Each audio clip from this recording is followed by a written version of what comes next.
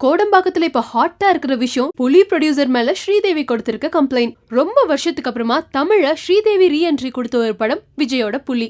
இந்த படத்துக்காக இவங்களுக்கு 3 கோடி ரூபாய் பேசியிருக்காங்க. அதுல எனக்கு இன்னும் 50 லட்சம் ரூபாய் பாக்கி இருக்கு. அத ப்ரொடியூசர் கிட்ட இருந்து வாங்கி தர சொல்லி மும்பை ப்ரொடியூசர் கவுன்சில்ல ஸ்ரீதேவி ஒரு கம்ப்ளைண்ட் கொடுத்திருக்காங்க.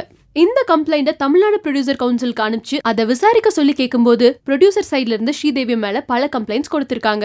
ஆக்சுவலா புலி படத்துக்காக ஸ்ரீதேவிக்கு 3 கோடி ரூபாய் சம்பளமா பேசியிருக்காங்க.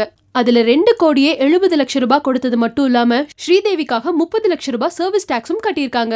இந்த சேலரி பத்தாது, இன்னும் அதிகமா வேணும்னு ஸ்ரீதேவி கேட்கும்போது ஹிந்தி அண்ட் தெலுங்கு சேட்டிலைட் ரைட்ஸ்ல 20% ஸ்ரீதேவிக்கு தரதா ப்ரொடியூசர்ஸ் ஒத்துருக்காங்க. அப்படி போட்டா ஹிந்திக்கு 55 லட்சமும் தெலுங்குக்கு 15 லட்சமும் ஸ்ரீதேவிக்கு போக வேண்டியதான். பட் சம்பளம் மட்டும் இல்லாம ஸ்ரீதேவினால ப்ரொடியூசர்ஸ்க்கு பல கோடி செலவாயிருக்கான்.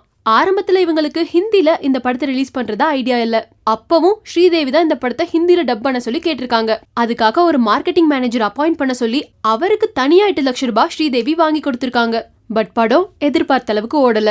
இது ரிலீஸ்க்கு அப்புறம் வந்த செலவுனா ஷூட்டிங் டைம்லயே ஸ்ரீதேவினால பல லட்சம் ரூபாய் செலவாயிருக்கு. புலி படத்துக்குன்னு 3 காஸ்டியூம் டிசைனர்ஸ் ப்ரொடியூசர்ஸ் பிக்ஸ் பண்ணியிருந்திருக்காங்க. ஆனா தனக்கு மனிஷ் மல்ஹோத்ரா தான் வேணும்னு ஸ்ரீதேவி ஒத்த கால நின்னங்காட்டி அவரை தனியா 50 லட்சம் ரூபாய் கொடுத்து புக் பண்ணிருக்காங்க. இந்த நேரத்துல 50 லட்சம் ரூபாய் கேட்டு மும்பை ப்ரொடியூசர் கவுன்சில்ல ஸ்ரீதேவி கொடுத்த கம்ப்ளைண்ட்னால இத்தனை விஷயங்களையும் ப்ரொடியூசர்ஸ் தமிழ்நாடு ப்ரொடியூசர் கவுன்சில்ல சொல்லியிருக்காங்க. இதுக்கு மேல இந்த பிரச்சனை என்னாக போகுதுங்கிறத வெயிட் பண்ணி தான் பார்க்கணும். மச்சான், இந்த வெள்ளைக்காரங்கள வேற வேலையே இல்லையாடா? எப்ப பார்த்தாலும் தமிழ் படத்தையே காப்பிடிச்சிட்டு இருக்காங்க. ஐயோ ஐயோ.